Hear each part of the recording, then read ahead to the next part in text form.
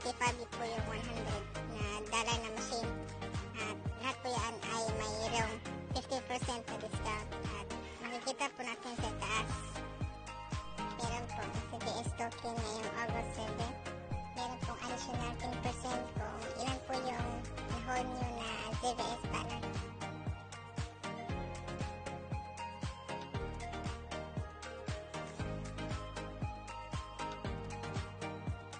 For example po, meron kang 100 CVS sa iyong account at pagdating ng 10% may karagdagan po ito at magiging isang 110.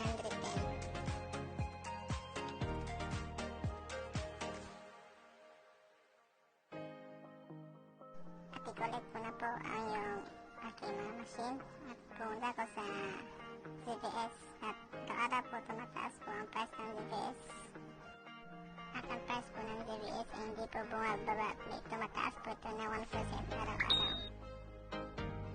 Kung meron ka po ang pound na dollar sa inyong account, pwede mo itong i-convert to CVS kasi tataas ito araw-araw na 1%. Kung mas marami kang CVS na hawak na matagal, ito ay magiging mas mataas balang araw.